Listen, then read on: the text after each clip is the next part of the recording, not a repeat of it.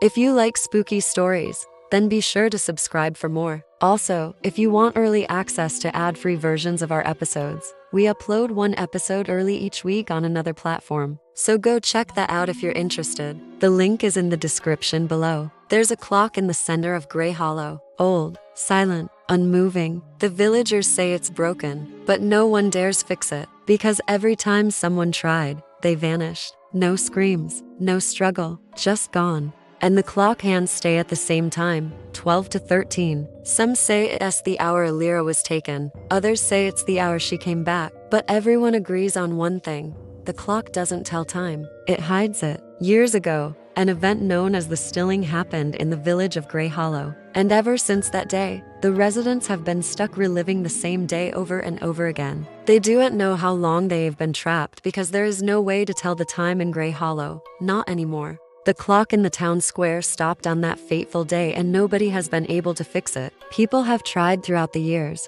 but those who touch the clock vanish without a trace. Tomas, a young boy who grew up hearing stories of the Stilling, has always wanted to fix the clock. He believes that if he can do it, he might just break the curse that has trapped his village. His mother warned him about this, telling him that touching the clock would only bring bad luck upon him. But Tomas didn't listen. Instead, he snuck out of his house in the middle of the night and headed to the town square. There, he tried to fix the clock, but as soon as his fingers brushed against its surface, everything went black. When Tomas woke up, he found himself in an identical-looking room to the one he had left. Confused, he checked the window and noticed that it was exactly the same time he had left the previous night. Somehow he had traveled back in time and reset the day. He tried to warn the villagers about what had happened, but they didn't believe him. To them, it was just another ordinary day. As the hours passed, Tomas began to lose hope. Maybe he was cursed to relive the same day forever. But then he saw something that gave him hope. In the mirror, his reflection seemed different, almost as if he were another person entirely. Intrigued, he followed his reflection, which led him to an old library on the outskirts of town. Inside, he met a mysterious woman named Elira, who explained that he wasn't actually reliving the same day, but rather dying over and over again. According to Elira, the reason for this is because the clock in the town square has stopped working properly and is distorting time itself. This means that every time the clock strikes 12:13, the fabric of reality is torn, creating a new universe where the cycle of life and death is non-existent. As proof of this theory, she showed Thomas a book containing the names of all those who have died in the village since the clock broke. And to his horror, he saw his own name written in blood. Elira revealed that she had been searching for a way to break the cycle for a long time and believed that Thomas was the key to ending it. She explained that by sacrificing himself and staying dead, Thomas could finally break the cycle and free the villagers from their eternal torment.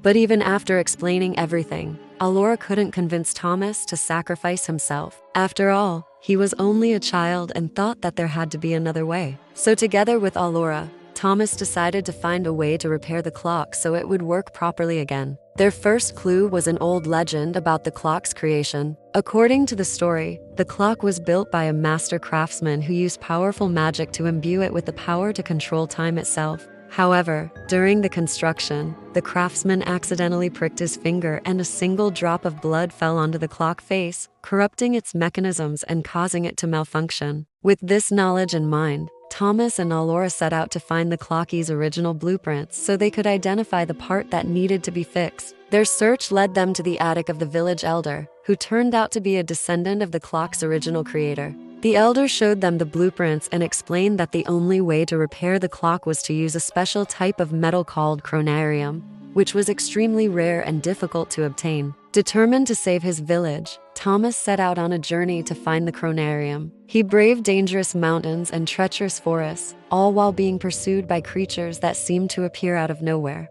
Through it all, he remained determined to fix the clock and end the curse that had plagued his village for so long. Meanwhile, back in Greyhollow, Elira prepared the villagers for what was to come. She explained to them that in order to repair the clock, Thomas would need to sacrifice his life essence, which would mean that he would die and stay dead this time. Despite the sadness that filled their hearts, the villagers understood that this was the only way to break the cycle. Finally, Thomas returned to Greyhollow with the chronarium and the villagers gathered around the clock to perform the ritual. As the clock struck 12:13, Thomas placed the chronorium on the clock face and channeled his life force into it. The clock began to glow with a brilliant light, and when it stopped, the hands were pointing towards 12:14. For the first time in what felt like forever, the clock was working again. But as they celebrated their victory, a dark figure emerged from the shadows. It was Elira, who had betrayed them all along. She revealed that she had used Thomas's kindness and compassion to revive herself, as well as to extend her own lifespan indefinitely. Now that she was immortal, Elira planned to rule Greyhollow and its people with an iron fist, taking away their free will and turning them into her personal army of the undead. Just as she was about to strike the final blow, a small voice spoke up. It was Thomas, or at least what was left of him. His spirit had survived the ordeal, and he used his last bit of strength to attack Elira. Although it wasn't much, it was enough to buy the villagers some time to regroup and fight back. The battle that ensued was unlike anything Greyhollow had ever seen. Villagers fought alongside ghosts, and the very fabric of reality seemed to be at stake. But in the end, it was a young girl named Lily who dealt the final blow to Elira. Using a simple wooden stake, she drove it through Elira's heart, finally banishing her from the village. As the sun rose for the first time in what felt like forever, the villagers of Greyhollow knew that they had finally been freed from the curse. They looked up at the clock tower and saw that the hands were moving freely, indicating that time had finally begun to flow normally again. They had endured centuries of suffering and loss, but now they could finally look forward to a brighter future. However, there was still a lingering sense of sadness among the villagers. They knew that many of their loved ones had perished during the curse, and they mourned for them. But they also knew that they had to move forward in order to honor the sacrifices that had been made. In the aftermath, the villagers of Greyhollow rebuilt their lives and their community. They created a memorial to those who had lost their lives during the curse and vowed to never forget their sacrifice. Over time, the pain of the past faded into memory and the village thrived once more. The curse of the stilling was finally over, and the people of Greyhollow were determined to make the most of the second chance at life that they had been given. Don't forget to like and subscribe to the channel to stay up to date.